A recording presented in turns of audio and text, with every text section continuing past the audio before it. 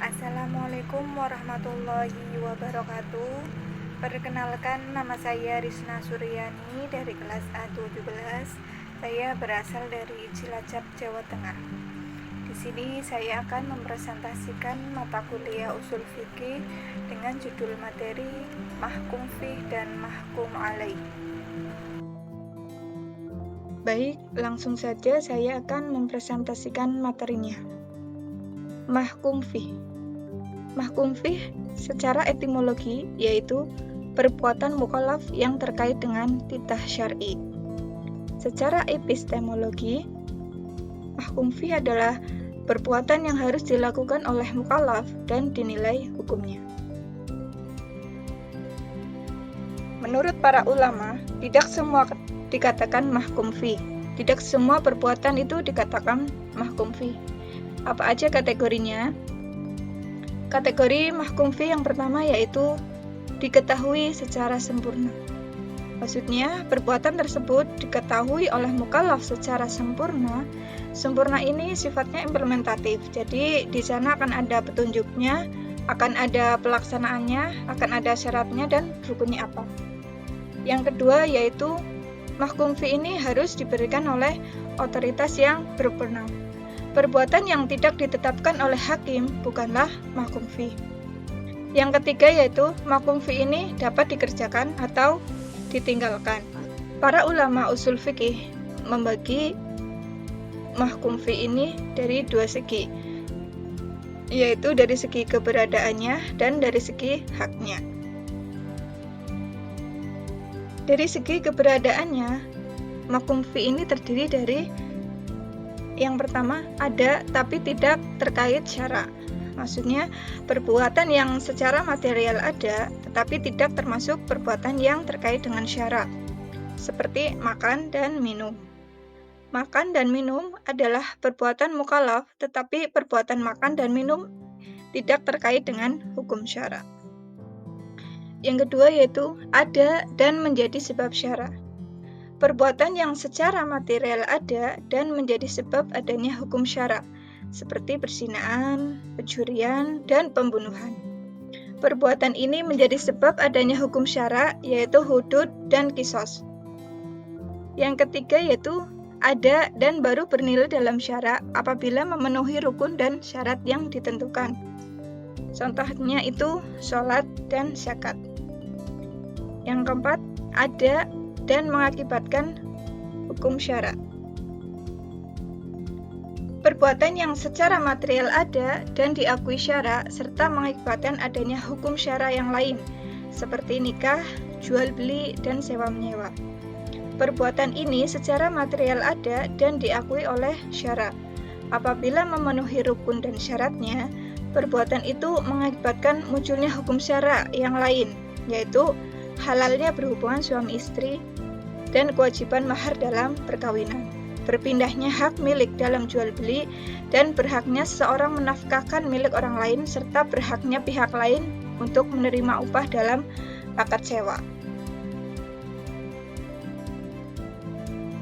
Kemudian dilihat dari segi hak yang terdapat dalam perbuatan, mahkum fih ini dibagi dalam 4 bentuk, yaitu yang pertama Allah. Semata-mata hak Allah, yaitu segala sesuatu yang menyangkut kepentingan dan kemaslahatan umum tanpa kecuali. Yang kedua, yaitu hamba. Hak hamba yang terkait dengan kepentingan pribadi seseorang seperti ganti rugi, harta seseorang yang rusak. Yang ketiga, yaitu adanya kompromi Allah lebih dominannya. Kompromi antara hak Allah dengan hak hamba, tetapi hak Allah di dalamnya lebih dominan, seperti hukuman untuk tindak pidana qasab. Dari sisi kemaslahatan dan kehormatan, termasuk hak Allah, dan dari sisi menghilangkan malu dari orang yang dituduh, termasuk hak hamba. Yang keempat yaitu kompromi antara hak Allah dan hak hamba, tetapi hak hamba di dalamnya lebih dominan, seperti dalam masalah qisas. Hak Allah dalam qisas berkaitan dengan pemeliharaan, keamanan, dan penghormatan terhadap darah seseorang yang tidak halal dibunuh. Sedangkan hak pribadi hamba Allah menjamin kemaslahatan pihak ahli waris yang terbunuh. Akan tetapi, karena dalam pelaksanaan qisas sepenuhnya diserahkan kepada ahli waris yang terbunuh, dan mereka berhak untuk menggugurkan hukuman tersebut, maka hak hamba dianggap lebih dominan. Materi kedua yaitu mahkum alaih. Mahkum alaih adalah yang dibebani hukum atau subjek hukum. Definisinya adalah seseorang yang dikenai khitab atau titah Allah Subhanahu wa taala yang disebut dengan mukallaf. Mukallaf adalah sebagai orang yang dibebani hukum. Dalam usul fikih, mukallaf disebut juga dengan mahkum alaih atau subjek hukum. Nah, mukallaf adalah orang yang mampu bertindak hukum, baik yang berhubungan dengan perintah Allah maupun larangannya. Dalam Islam, orang yang terkena taklif adalah mereka yang sudah dianggap mampu untuk mengerjakan tindakan hukum. Tidak heran jika sebagian besar ulama usul fikih berpendapat bahwa dasar pembebanan hukum bagi seseorang mukallaf adalah akal dan pemahaman. Dengan kata lain, seseorang baru dapat dibebani hukum jika ia berakal dan dapat memahami secara baik taklif yang ditujukan kepadanya. Orang yang tidak atau belum berakal dianggap tidak memahami taklif dan syar'i Allah dan Rasul-Nya. Termasuk dalam golongan ini adalah orang yang dalam keadaan tidur, mabuk, dan lupa. Dengan demikian, jelaslah bahwa taklif hanya diperuntukkan bagi orang yang dianggap cakap dan mampu untuk melakukan tindakan hukum. Syarat-syarat taklif itu ada 2. Yang pertama yaitu orang tersebut telah mampu memahami khitab atau titah Allah Subhanahu wa taala yang terkandung dalam Al-Qur'an dan Sunnah. Yaitu orang itu telah memahami khitab syar'i atau tuntutan syara yang terkandung dalam Al-Qur'an dan Sunnah, baik secara langsung maupun melalui orang lain.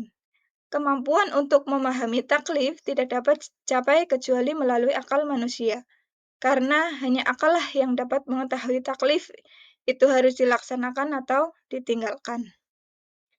Yang kedua yaitu seseorang harus cakap bertindak hukum atau ahliyah. Kecakapan menerima taklif atau yang disebut dengan ahliyah adalah kepantasan untuk menerima taklif. Dengan demikian, seluruh perbuatan orang yang belum atau tidak mampu bertindak hukum, belum atau tidak dapat dipertanggungjawabkan. Maka, anak kecil yang belum baligh, yang dianggap belum mampu bertindak hukum, tidak dikenakan tuntutan syara. Begitu pula orang gila, karena kecakapannya untuk bertindak hukumnya hilang. Ahliyah berarti kecakapan menangani suatu urusan. Misalnya, orang yang memiliki kemampuan dalam suatu bidang, maka ia dianggap ahli untuk menangani bidang tersebut. Ahliyah adalah sifat yang menunjukkan bahwa seseorang telah sempurna jasmani dan akalnya, sehingga seluruh tindakannya dapat dinilai oleh syara. Orang yang telah mempunyai sifat tersebut dianggap telah sah melakukan suatu tindakan hukum, seperti transaksi yang bersifat menerima hak dari orang lain. Dengan demikian, jual belinya, hibahnya, dan lain-lainnya dianggap sah. Ia juga telah dianggap mampu untuk menerima tanggung jawab seperti nikah, nafkah, dan menjadi saksi. Kemampuan untuk bertindak hukum tidak datang kepada seseorang secara sekaligus, tetapi melalui tahapan-tahapan tertentu sesuai dengan perkembangan jasmani dan akalnya. Oleh sebab itu, para ulama usul fikih membagi ahliyah tersebut sesuai dengan tahapan-tahapan perkembangan jasmani dan akalnya. Menurut para ulama usul fikih, ahliyah terbagi dalam 2 bentuk, yaitu ahliyah al-ada. Ahliyah al-ada adalah sifat kecakapan bertindak hukum bagi seseorang yang telah dianggap sempurna untuk mempertanggungjawabkan seluruh perbuatannya, baik yang bersifat positif maupun negatif.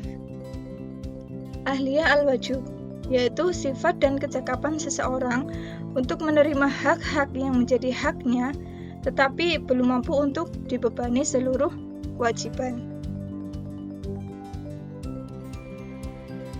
Menurut ulama usul fikih, ukuran yang digunakan dalam menentukan ahliyah al-wujub adalah sifat kemanusiaan yang tidak dibatasi oleh umur, balik, kecerdasan, dan lain-lain. Sifat ini telah dimiliki seseorang sejak dilahirkan sampai meninggal dunia dan akan hilang dari seseorang apabila orang yang bersangkutan meninggal dunia.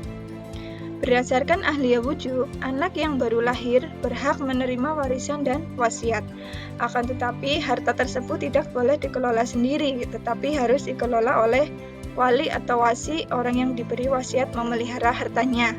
Karena anak tersebut dianggap belum mampu untuk memberikan atau menunaikan kewajibannya. Yang terakhir yaitu kesimpulan. Mahkum fi adalah perbuatan seseorang mukallaf yang berkaitan dengan taklif atau pembebanan. Taklif yang berasal dari Allah ditujukan kepada manusia dalam setiap perbuatan-perbuatannya. Sedangkan mahkum alaih adalah seseorang mukallaf yang perbuatannya itu berkaitan dengan hukum syara dari syari. Baik, terima kasih. Sekian presentasi dari saya. Mohon maaf apabila banyak kesalahan dan kekurangan, semoga bermanfaat. Wassalamualaikum warahmatullahi wabarakatuh.